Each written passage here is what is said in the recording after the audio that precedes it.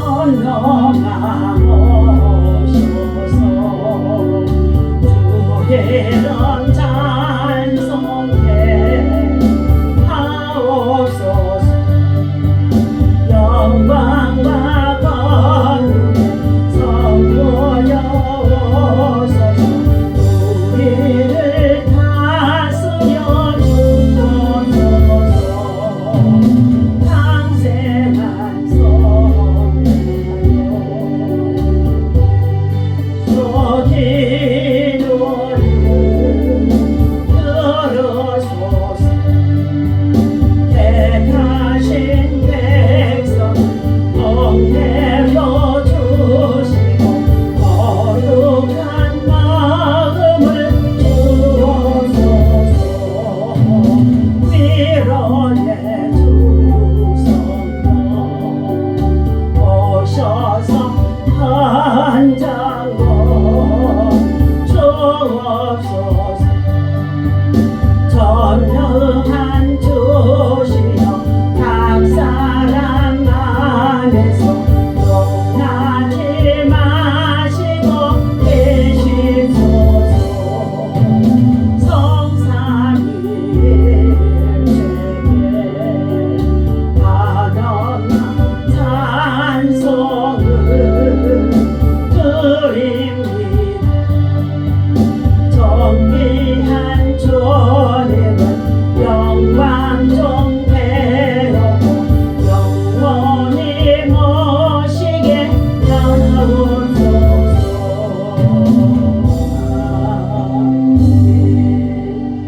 전능하사 천지를 만드신 하나님 아버지를 내가 믿사오며 그 외아들 우리 주 예수 그리스도를 믿사오니 이는 성령으로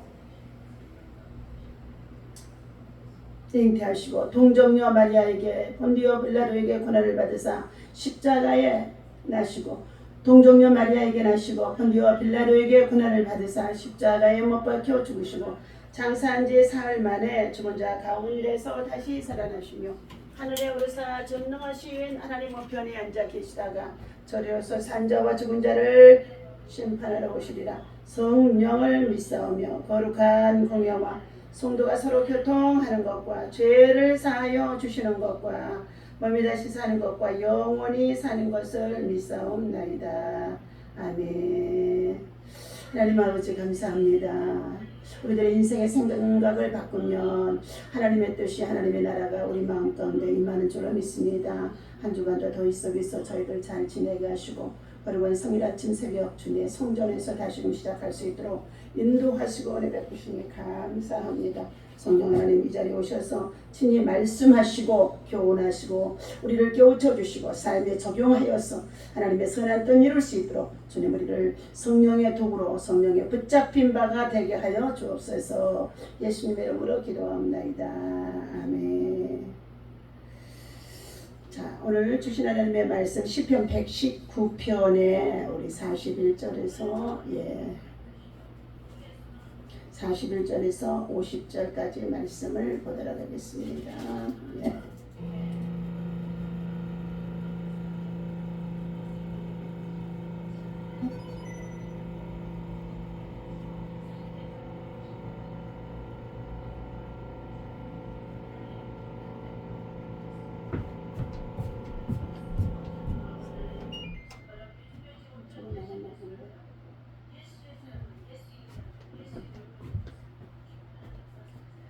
자, 오늘 주신 하나님의 말씀 함께 있습니다. 여호와여 주의 말씀대로 주의 인자하십니다.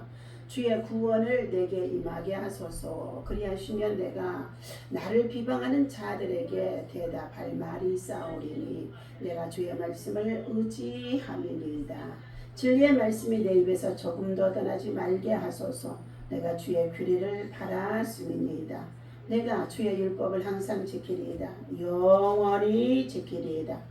내가 주의 법도를 구하였사오니 자유롭게 걸어갈 것이오며 또 왕들 앞에서 주의 교훈을 말할 때에 수치를 당하지 아니하겠사오며 내가 사랑하는 주의 계명들을 스스로 즐거워하며 또 내가 사랑하는 주의 계명들을 향하여 내 손을 들고 주의 율례들을 작은 소리로 읊조리이다.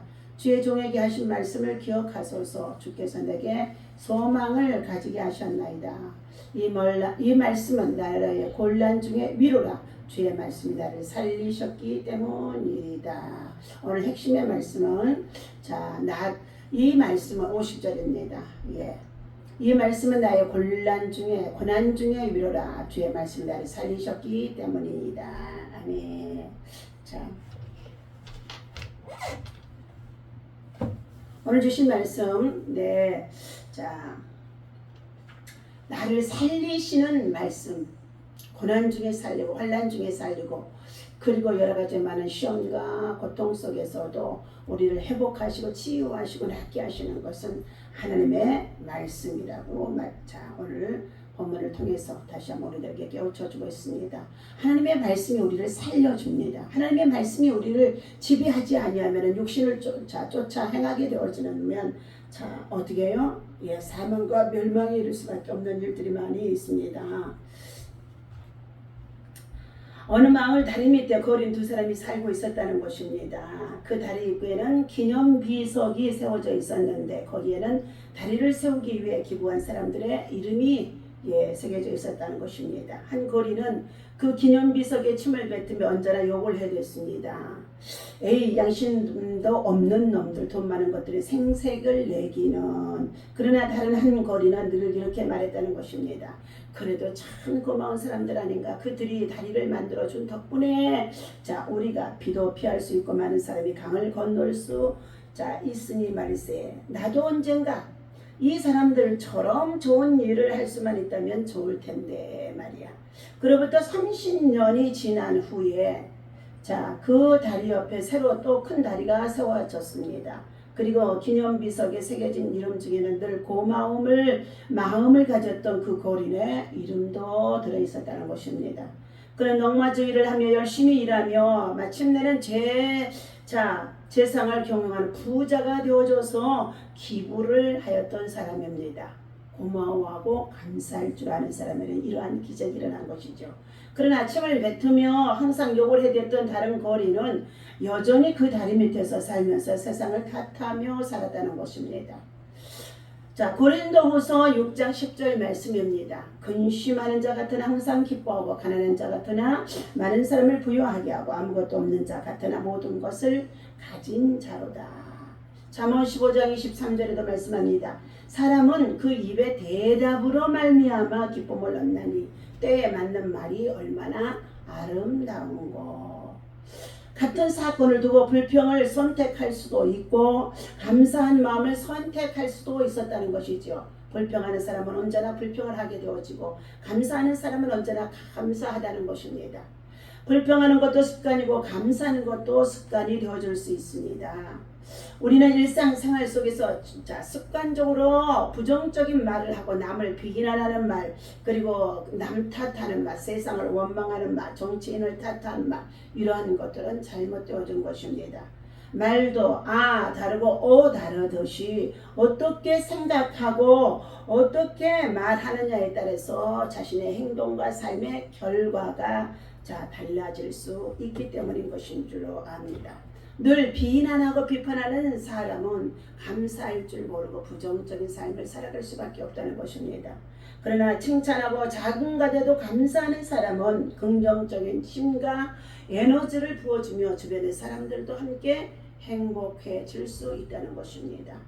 있는 것에 집중하느냐 아니면 없는 것을 보며 한탄하느냐는 환경의 문제가 아니라 내 마음의 문제라는 것입니다. 생각의 문제죠.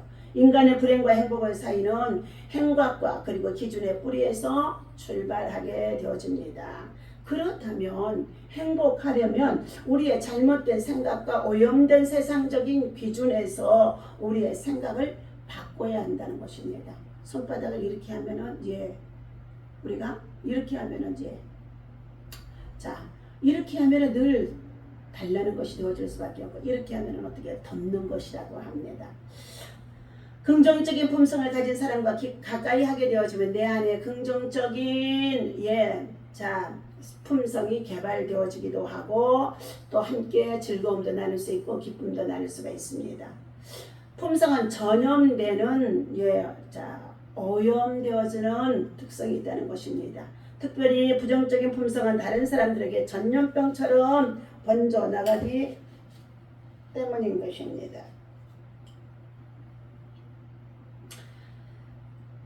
긍정적인 품성도 옆 사람에게 영향을 미쳐서 내 곁에 빛나는 품성을 가진 사람으로 말미암아 그 큰 품성을 같이 배워가는 것입니다. 그러므로 우리 그리스도인들은 늘 희망적인 사람, 그리고 품성이 정말로 어떻게 해요? 그리스도의 마음과 정신과 삶으로 우리는 가득 채워져서 긍정적인 믿음의 에너지를 가지고 살아가게 되어지면 삶의 환경 속에 처해 있는 것이 어떤 것이 있다고 한다 할지라도 그것 때문에 낙심하거나 좌절하거나 절망하거나 그리고 불평 원망하지 않게 되어질 줄로 믿습니다.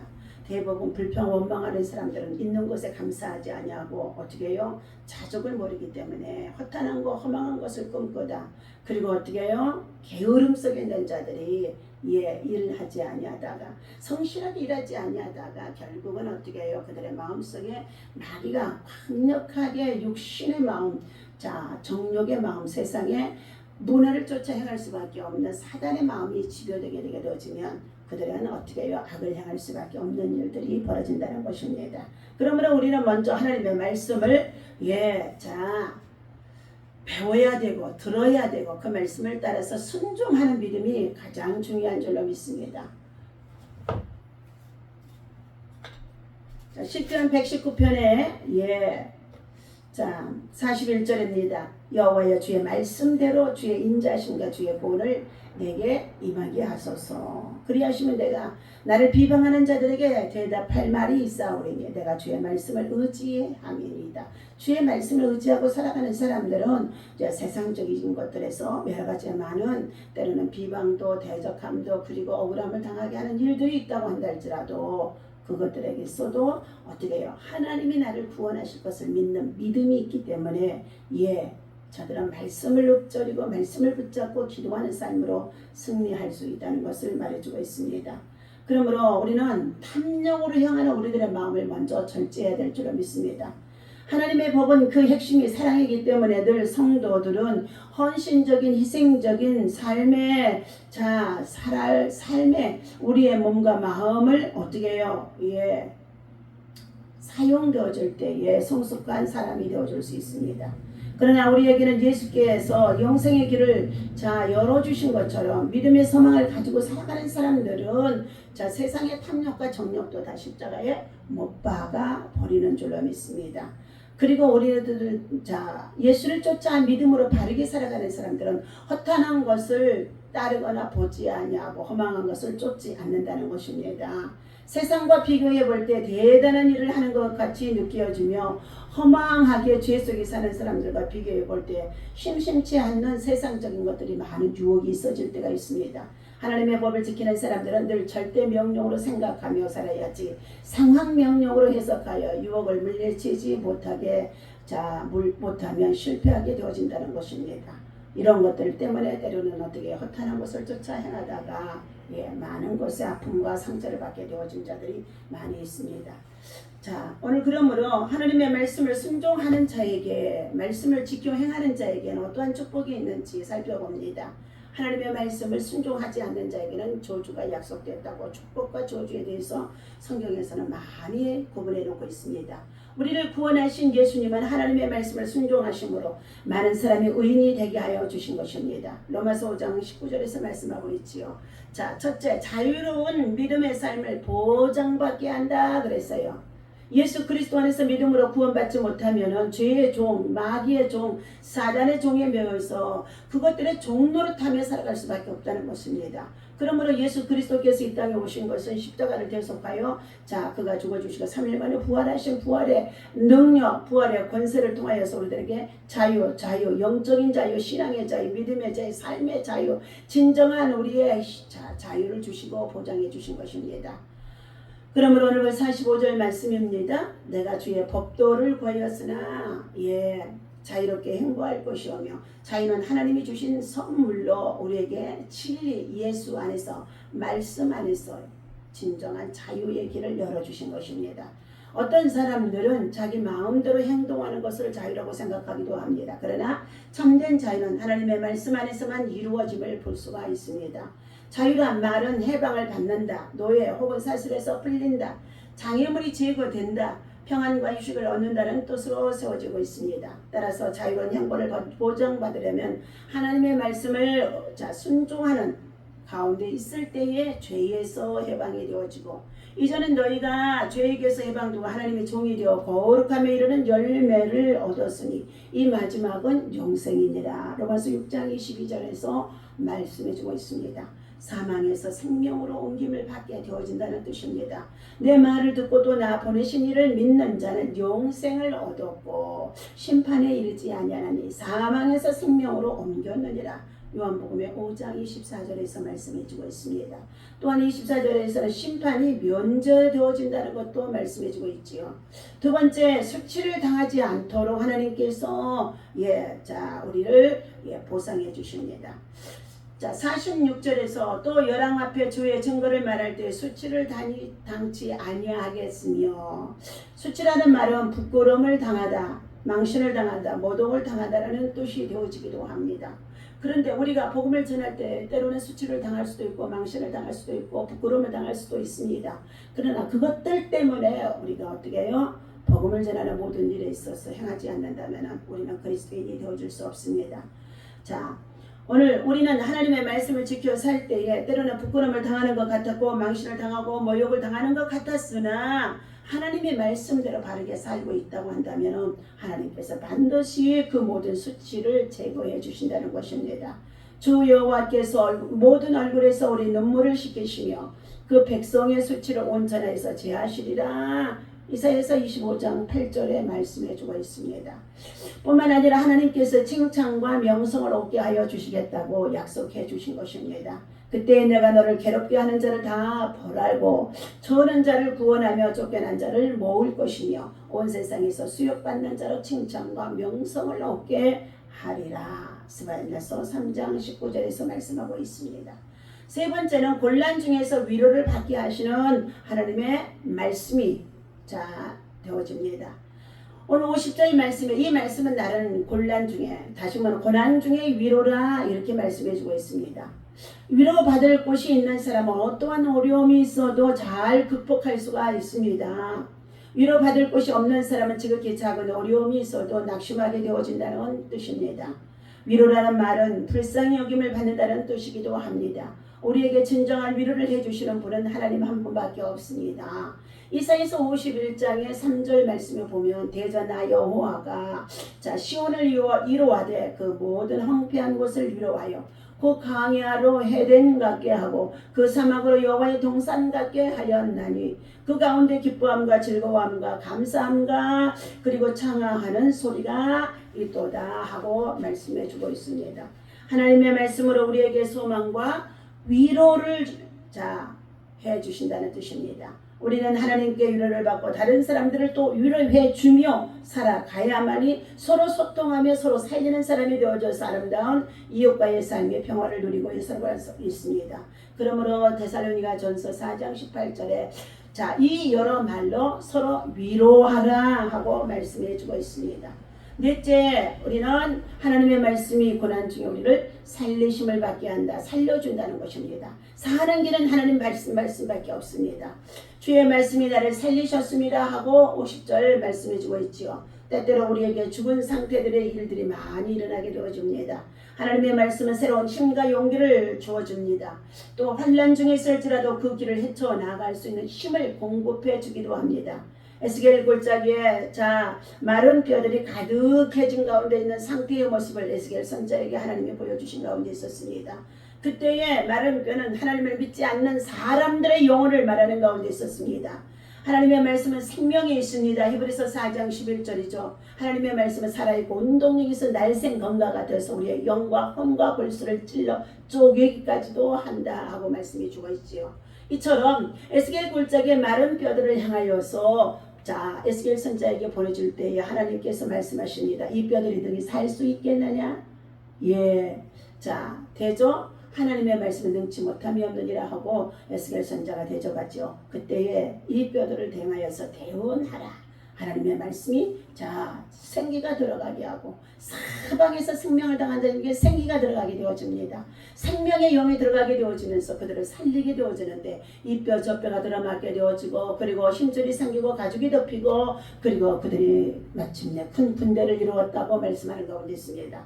하나님의 말씀이 들어가는 곳에는 살리는 역사, 회복하는 역사, 치유하는 역사, 그리고 낫게 하는 역사가 있어짐을 믿고 사랑하는 저와 여러분들, 하나님의 말씀을 통하여서 살리심을 받고 또 세워주는 자가 되어주고 살려주는 자가 되어져서 하나님 앞에 기쁨이 되어줄 수 있는 저와 여러분 모두가 되어주시기를 예수님의 이름으로 간절히 축원합니다. 기도하겠습니다. 부정적인 마음과 생각을 가지고 불평하고 원망하고 살아가게 되어지면 하나님의 성령의 역사는 나타날 수가 없습니다. 그러나 고난 속에서 환난 속에서 때로는 버금을 지나서 수치를 당하고 그리고 망신을 당하고 그리고 핍박을 받는 가운데 있다고 한다 할지라도 하나님께서 반드시 위로해 주시고 구원해 주시고 그리고 그 수치를 씻어주면 눈물을 씻어주신다고 말씀해 주신 가운데 있습니다. 오늘도 하나님 주신 말씀을 통하여서 아버지 하나님 환난 속에 고난 속에 고통 속에 그리고 하나님 아버지의 진리가 없어서 아버지 악을 행하는 가운데 있는 저들 속에 하나님의 영이 들어가게 도와주옵소서. 아버지 하나님 곳곳에 사고의 영들과 아버지 하나님 그리고 강포가 땅에 충만한 가운데 있으며 더 나아가서 얼마나 많은 사람들이 아버지 하나님 참으로 하나님 정말로 죽음을 만난 자 알 수 없습니다. 하나님 많이 죽어가는 가운데 있는 저들에게 생명의 영이 들어가게 도와주셔서 살리는 역사 살리는 영이 되게 도와주시옵시고 사람을 세울 수 있고 사람을 아버지 하나님 앞으로 인도할 수 있도록 우리를 사용하시고 인도하시고 역사하여 주옵소서. 오늘도 거룩한 성일 아침입니다. 곳곳에 주의 재단들 아버지 하나님께서 세워주신 가운데 있사오니 세상에 많은 속하 있는 아버지의 백성들이 하나님의 성전에 나와 예배하면서 참 자유를 누리고 진리 안에서 저들의 영원한 생명을 얻을 수 있도록 생명의 길로 영생의 길로 복된 길로 인도하여 주옵소서. 코로나 이후에 많은 교회들이 하나님 아버지 참으로 성전을 찾아 예배하는 것들이 무너진 가운데 있는 우리 한국교회의 잘못되어진 병폐 하나님 아버지 아시는 가운데 있사오니 하루속히 하나님 이 모든 것들이 속히 회복되게 하시고 치유되게 하시고 다시금 우리 한국교회가 살리는 역사 동되어지는 역사 또한 아버지 하나님 각 교회가 하나님 아버지의 성전에 가득 채워지는 역사가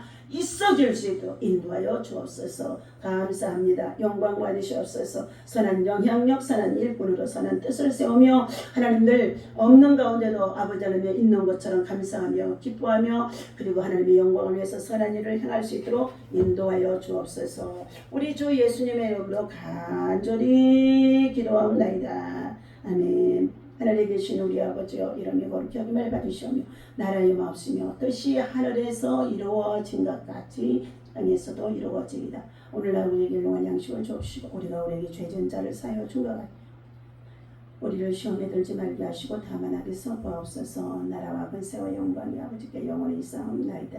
아멘. 할렐루야.